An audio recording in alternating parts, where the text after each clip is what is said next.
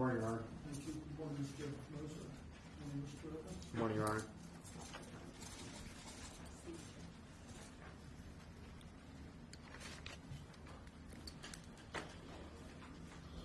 Any reason we can't proceed to sentencing in this case, Mr. Evans? No, Your Honor, we're prepared to go forward. Anything you'd like to say in mitigation of the sentence at this time? A few things, Your Honor. Thank you. First of all, would acknowledge that this is a horrible, horrible situation. I have spoken with Mr. Hamilton multiple times over at the jail. We've sat for hours and discussed the case. We've discussed the ramifications of the case. He has expressed to me on every occasion that I meet with him how badly he feels about his participation in this series of events and the effect and impact that it has had on these children. Would indicate to the court that if any of the comments that I make today cause the court to believe that he is not taking responsibility, that is not my intent. My intent is to indicate to the court that he was charged for a specific set of actions that he participated in. Ms. Gosney was charged with a specific set of actions that she participated in, and we would ask the court to do its best to differentiate the actions of the two and to treat Mr. Hamilton individually from Ms. Gosney. I would indicate to the court that I have reviewed every minute of every video multiple times, all of the discovery that was sent from the state, met with multiple individuals, and Mr. Hamilton is well aware. I would indicate to the court that it's not possible to undo what has been done. He is not charged with the demise of James, but he is charged with participation in discipline that caused significant distress to the children. He has been participatory. Would indicate to the court that, as the court is probably aware, when this issue first came to light, the news stories are fairly accurate and thorough with regard to the fact that they went to the police department to report that James was missing, fearful of what the outcome would be, but it did not take very long for him to not only speak to the police but then request to speak to them again. Lengthy interviews where he gave significant details which appear to be accurate in their reporting. His indication to me over and over and over again is that he hopes that they can find James so that the family can have some closure. There's things that we do under poor situations, decisions that we make that don't necessarily reflect who we are, but he takes accountability for the decisions that he made in participating with these actions. I would ask the court to take into consideration the fact that he gave as much information as he did. And I would also indicate to the court that the situation for the two remaining children could have been more dire if he were not participating in inviting them to come back home that evening and directing Ms. Gosney to do so.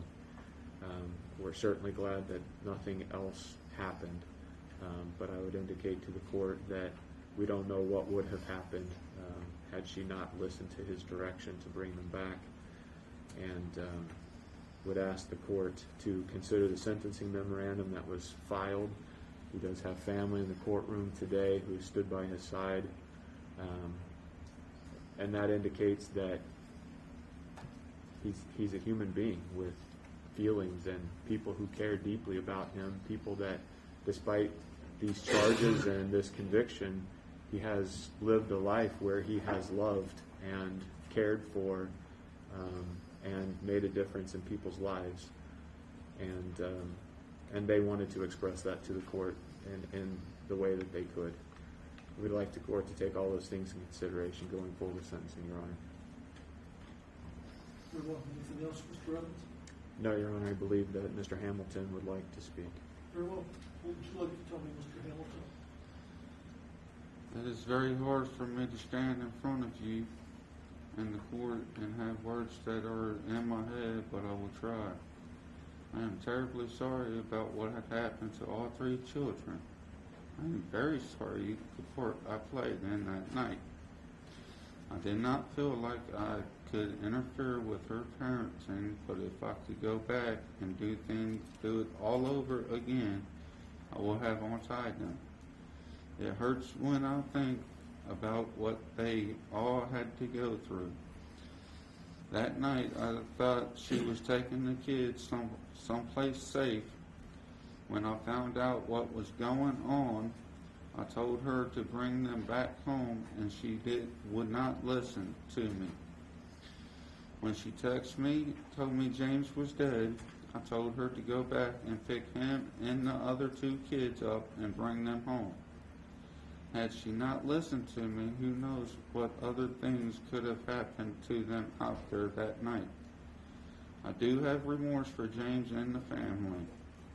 I was not involved in his death, but I did tell the police everything I knew about the placement of his remains. I hope they can find his remains so the family can have some peace and a proper funeral for James. Anything else, Mr. Hamilton?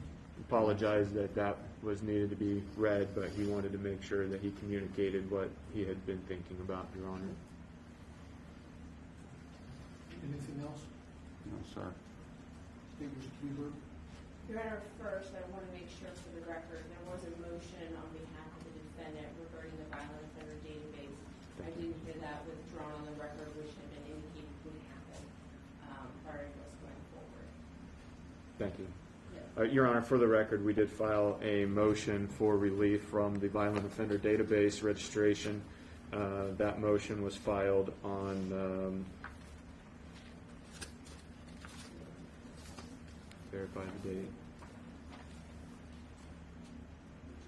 Filed and served on the 23rd of September. We would like to, in open court, withdraw that motion and ask the court to set that aside. Is that what you'd like to do, Mr. Hamilton? Yes, sir. Very well. Anything else, Ms. Hyler? Your Honor, I do have someone here to speak, but I do want to address there are other people here in the courtroom.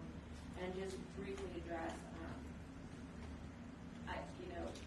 in hearing Mr. Evans' description and Mr. Hamilton's description, I don't believe that fits with the evidence, and I don't believe that fits with the statements that Mr. Hamilton made. I believe he's minimizing his behavior. He strongly encouraged Brittany to get rid of the kids, or at least get them away from him. She didn't, based on the statements that they provided, she didn't even know where to go at Rushburn Park, and he had to tell her, and he had told the detectives that they had taken the kids to the exact same place before, at least twice, to try to get their behavior to improve. So for him to stand here today and say that he didn't know where she was going or what was happening, and he had no part in that, I don't believe that that's honest with the court. So I will say, though, we have a representative here in court today on behalf of Middletown City Schools. We also have a guardian ad litem for the children, as well as the father of James Hutchinson is here. And there is a family friend who would like to speak on behalf of the father, as well as the remaining family of little James Hutchinson. Her name is Catherine Lundy.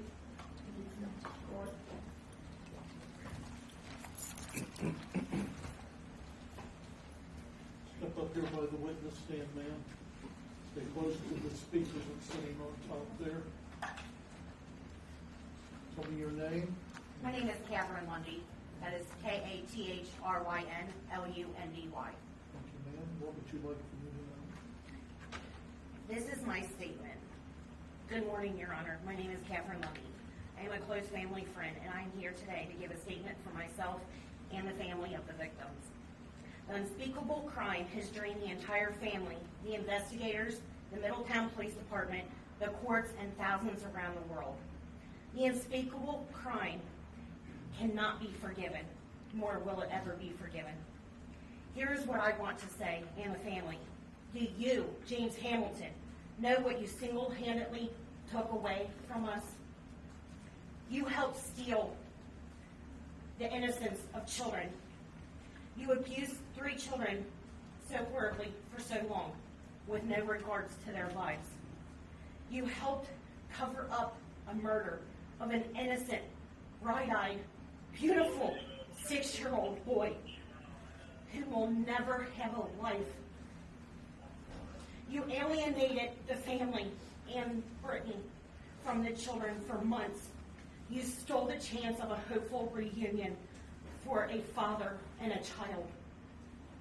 For months, search teams and volunteers have searched for clues in the Ohio River with absolutely nothing.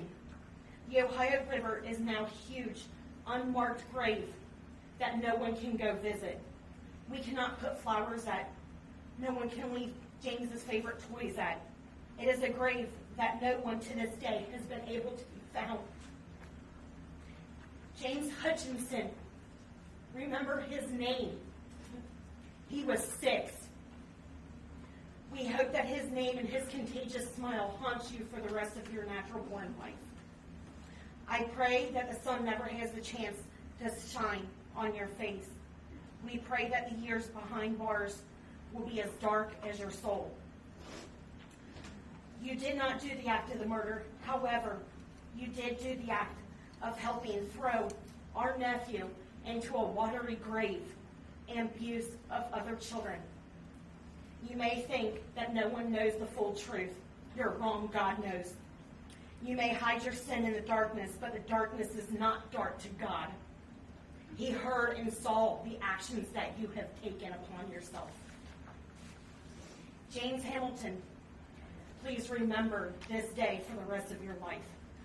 James Hutchinson was our nephew. He will never have the chance to be able to experience his first prom, driver's education, getting his driver's license, or high school graduation. He will never be able to be married and have children of his own to love and behold. As far as the other living children, they have a life sentence in their mind and their bodies due to the inflicted abuse that they have witnessed and that they have endured and went through. Abuse from those that supposedly love them so much. They more than likely will never be able to smile at a park again. They will be afraid of small confined spaces for years to come. The trauma and the torment that the children went through was heinous. You scared and scarred their hearts and soul. They will heal and they will overcome. They are loved and they are cherished. Please, Your Honor, we are asking and begging that the state of Ohio and you give James Hamilton the max allowed amount of time by Ohio Revised Code Law. We are asking that the courts please have James Hamilton register for life as a violent repeat offender. Please do it for James Hutchinson and the remaining children to be able to one day find peace and to never have to fear again. Thank you, ma'am. Appreciate you coming in. Do you have next, Ms. Simon? Nothing else on the actual statement. Care to respond, Mr. Evans? No, Your Honor, thank you. Very well. Anything else on behalf of either party at this time? No. We'll commence first with the registry requirements. Mr. Hamilton, you've been convicted or pled guilty of a child victim offense as defined in Revised Code Section 2950.01, and you will be considered a Tier 1 child victim offender. As such, you'll be required to register in person with the sheriff of the county in which you establish residence within 3 days of coming into that county, or if temporary domicile for more than 3 days. You're also required to register in person with the sheriff of the county in which you establish a place of education immediately upon coming into that county. If you establish a place of education in another state but maintain a residence or temporary domicile here, you're also required to register in person with the sheriff or other appropriate official in that other state immediately upon coming into that state. You're also required to register in person with the sheriff of the county in which you establish a place of employment if you've been employed for more than 3 days or for an aggregate of 14 days in a calendar year. If you establish a place of employment in another state but maintain a residence or temporary domicile here, you are also required to register in person with the sheriff or other appropriate official in that other state if you've been employed for more than 3 days or for an aggregate of 14 days in a calendar year. Employment in this sense includes volunteer services. You are required to provide to the sheriff temporary lodging information, including address and length of stay if your absence will be for 7 days or more. After the date of initial registration, you are required to periodically verify your residence, address, place of employment, and/or place of education in person at the county sheriff's office no earlier than 10 days prior to your verification date. If you change residence address, place of employment, and/or place of education, you shall provide written notice of that change to the sheriff with whom you most recently registered and to the sheriff in the county in which you intend to establish a residence or place of employment and/or place of education at least 20 days prior to any change and no later than 3 days after change of employment. If the residence address change is not to a fixed address, you shall include a detailed description of the place or places you intend to stay, and no later than the end of the first business day immediately following the day you obtain a fixed address, you must register with the sheriff that fixed address. You are further advised in accordance with federal law that you must report any international travel to your registering authority no less than 21 days prior to travel. Failure to do so may subject you to criminal prosecution. You shall provide written notice within 3 days of any change in vehicle information, email addresses, internet identifiers, or telephone numbers registered to or used by you to the sheriff with whom you most recently registered. As a Tier 1 child victim offender register, you are required to register for a period of 15 years with in-person verification annually. Do you understand that? Yes. Very well. Just have to sign this.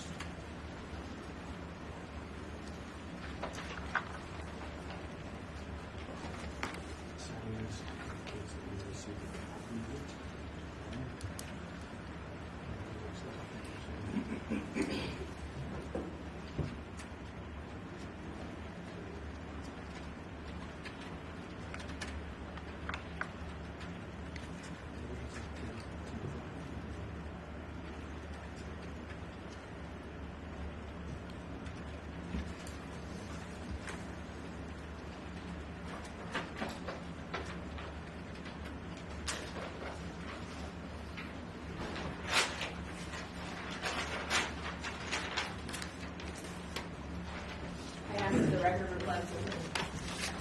You have signed it, right?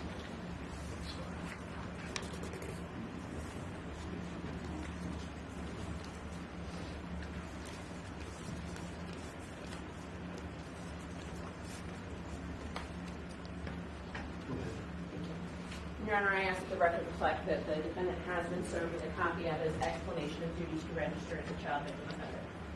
Let the record reflect that he has signed and been served with a copy of that. It's also my duty to Mr. Hamilton to advise you of your notice of duties to enroll as a violent offender pursuant to Revised Code Section 2903.41 at C. Having withdrawn your motion to contest that, and there being a presumption that you'll be enrolled on that registry, I notify you as follows. You've been convicted of or pleaded guilty to a qualifying violent offender offense as defined in Revised Code Section 2903.41. If you're not sentenced to a prison term, you're required to enroll in the violent offender database personally with the sheriff of the county in which you reside 10 days after being sentenced. If you are sentenced to a prison term, you must enroll in the database personally with the sheriff of the county in which you reside within 10 days after release from jail. If you are an out-of-state offender, you must enroll in the database personally with the sheriff of the county in which you reside or occupy a dwelling within 10 days of either one, residing in or occupying a dwelling in Ohio for more than 3 consecutive days, or 2, residing in or occupying a dwelling in Ohio for an aggregate period of a calendar year of 14 days or more. You are required to provide the sheriff with the following information: your full name and any alias you use, your residence address, your social security number, your driver's license number or commercial driver's license number or state identification card issued to you, the name and address of any place you are employed, the name and address of any school or institution of higher education you attend, the license plate number of each vehicle owned or operated by you or registered in your name, the vehicle identification number of each vehicle and the description of each vehicle, and finally a description of any scars, tattoos, or other distinguishing marks on your person. You are further required to provide the sheriff fingerprints and palm prints. The sheriff will also obtain a photograph of you at the time of enrollment. After the date of initial enrollment, you are required to re-enroll annually. You must update and or amend any of the information described above that is changed and provide any additional information requested at the county sheriff's office within 10 days of the anniversary of the calendar date on which you initially enrolled. If you change your residence address during the 10-year enrollment period, you shall provide written notice of that change to the sheriff within you most recently registered and to the sheriff of the county in which you intend to reside within 3 business days of the change of address. You are required to comply with all of the above described requirements for a period of 10 years unless your sentencing court determines otherwise. The court is not determining otherwise. You will have to comply with for a period of 10 years. You understand that, Mr. Hamilton? Yes. And would ask that he sign this document as well.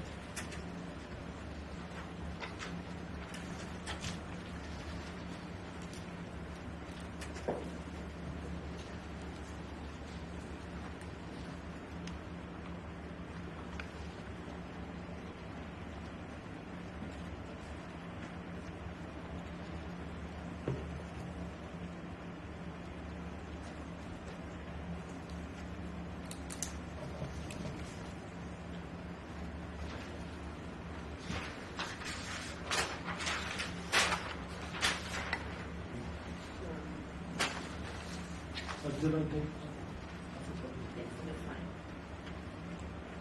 Let the record reflect that Mr. Hamilton's signed and been provided with a copy of that advisement as well. Coming now to the matter of sentencing, the court has been furnished with various materials in preparation for the sentencing in this matter. The court has been provided with a pre-sentence investigation provided by the Butler County Adult Probation Department.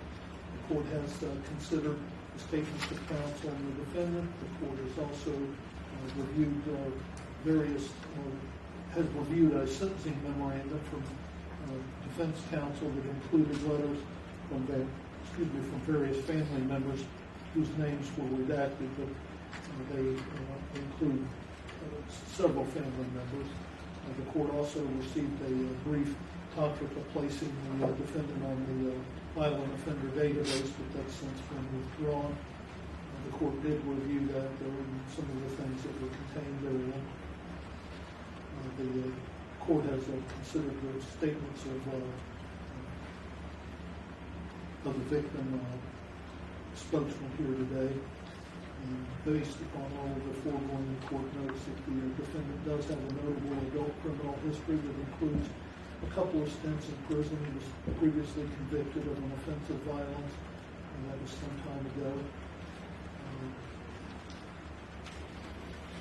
His ORAS score is a 27, which indicates that he's a high-risk to reoffend. I'm not going to reiterate all of the things that were contained in the pre-sentence investigation with respect to the offenses that the defendant did in this case. The acts are despicable and run afoul of any person who considers family to be important.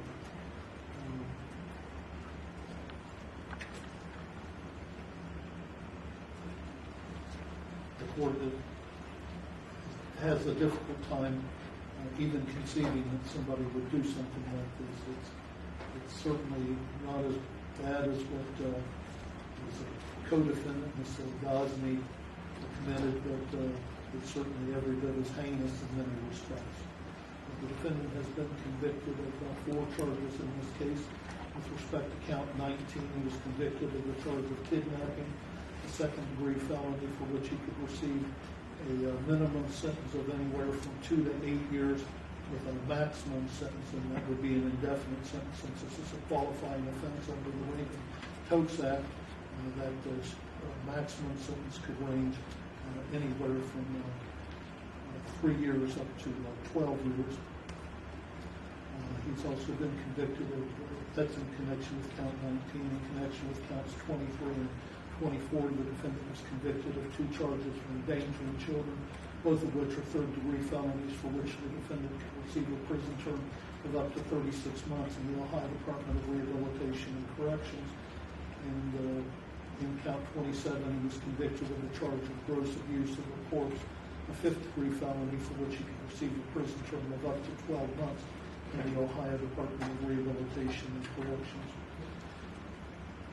Your Honor, I want to point out for count 1, the minimum there would be 2 years up to 12 years. I think you indicated that.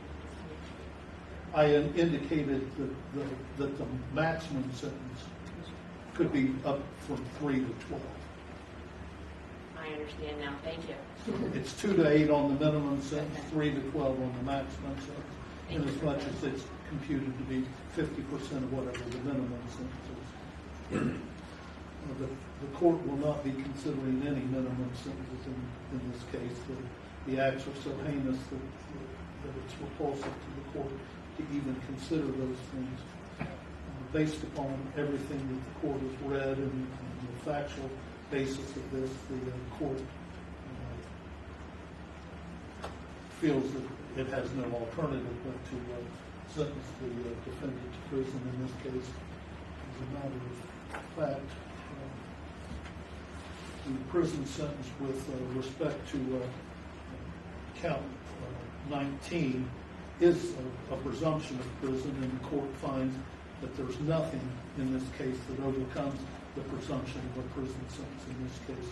So the court will proceed to impose a prison sentence in this case with respect to count 19 and indeed with respect to the other charges as well.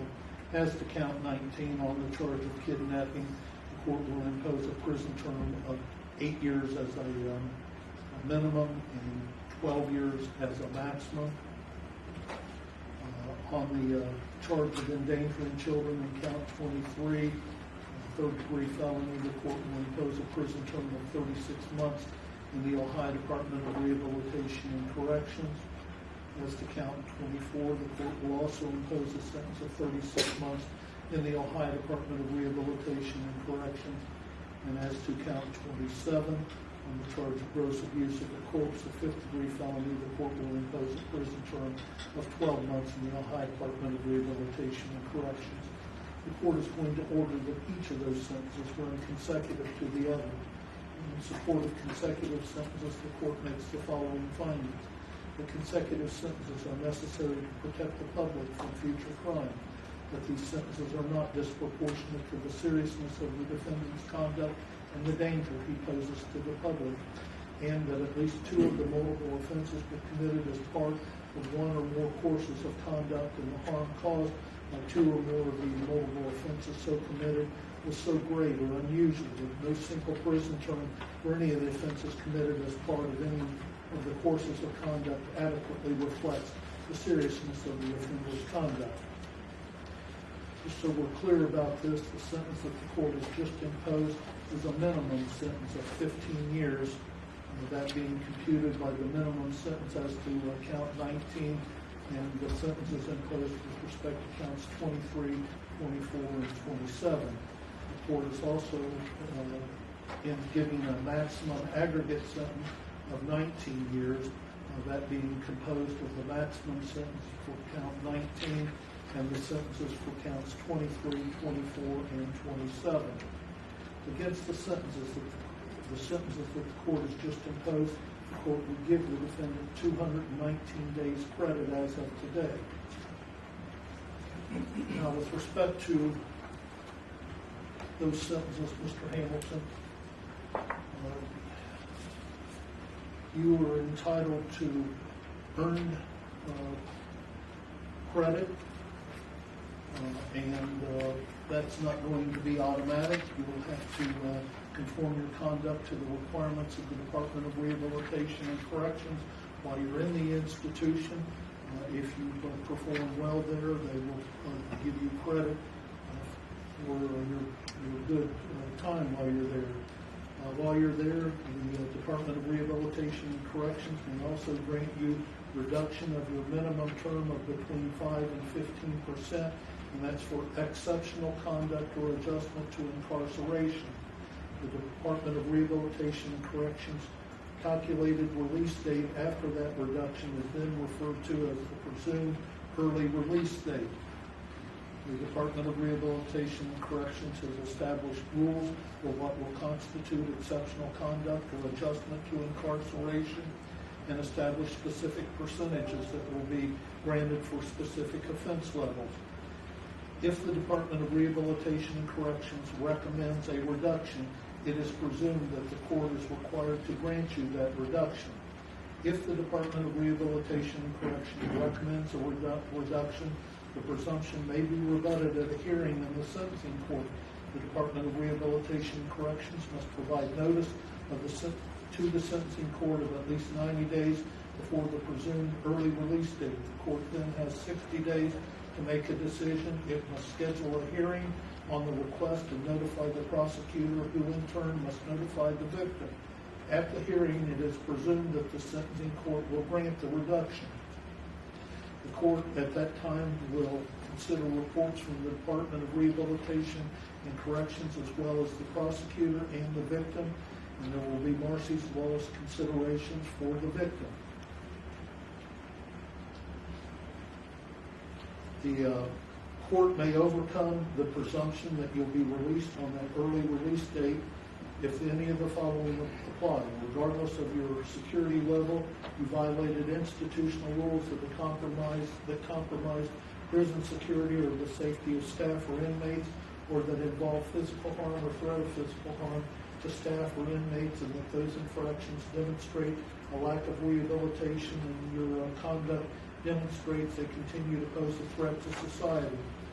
The court may also overcome that presumption if your behavior while incarcerated demonstrates continued threat to society, or you're classified as a security level 3 or higher, or that you did not productively participate in the majority of rehabilitative programs and activities recommended by the Department of Rehabilitation and Corrections, or you did not successfully complete a reasonable number of programs that you participated in. Upon your release, you will not be residing in a halfway house, reentry center, or licensed community center, and do not have any of the fixed residence address to reside in. You understand all that? Yes. Very well. What that means is that you will be either released, and there is a presumption that you will be released at 15 years, or the reduction of term that's computed by the Department of Rehabilitation and Corrections.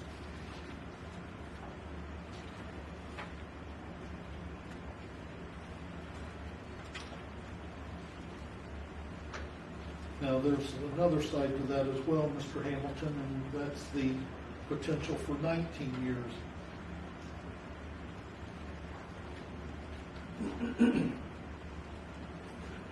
As I've told you, there is a rebuttable presumption that you will be released from service on the sentence of the expiration of your minimum term, or the presumptive early release date, whichever is earlier.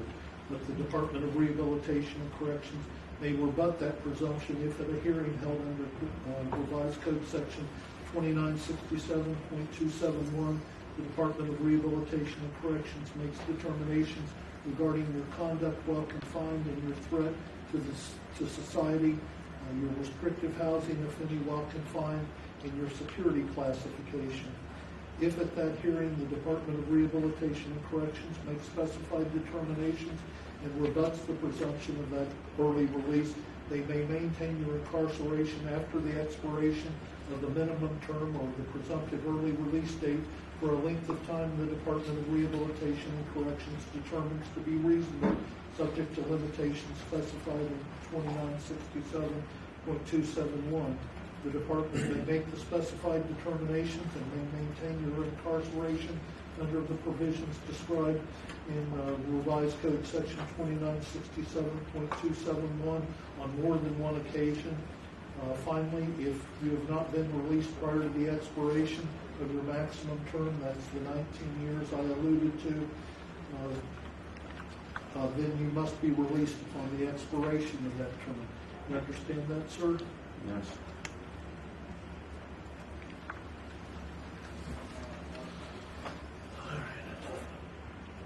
It's also my duty to advise you, Mr. Hamilton, that a period of supervision by the adult parole authority, something akin to parole after release from prison, is mandatory in this case. You've been sentenced to prison for, among other things, a second-degree felony. After your prison release, you will have a mandatory post-release control period of up to 3 years, but not less than 18 months under conditions to be determined by the parole board.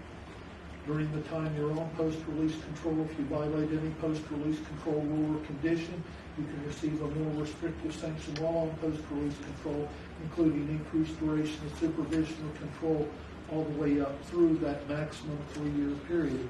If you violate the conditions of supervision while on post-release control, the parole board can return you to prison for up to 9 months for each violation, up to a maximum of 1/2 of your original stated prison term, even though you would have already served the entire stated prison term imposed upon you by the court. Finally, if the violation is a new felony, you can receive a prison term of the greater 1 year time remaining on post-release control, and that would be in addition to any other prison term imposed upon you for the new offense. You understand that as well? Yes.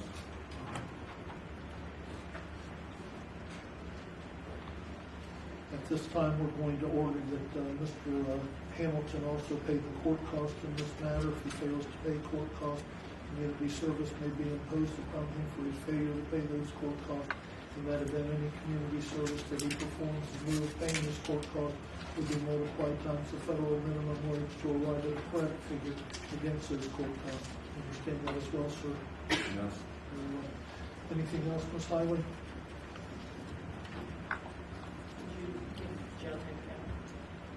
If I didn't, I think I did, but he's got 219 days jail time. Anything else? Anything else, Mr. Evans? No, Your Honor. Very well.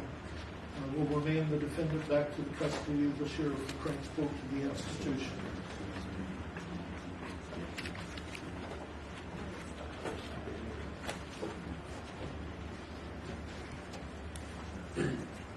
Stand adjourned. Thank you, Your Honor. Thank you, Mr. Wilson. Mr. Evans? Ms. Sullivan? Off the record, Your Honor.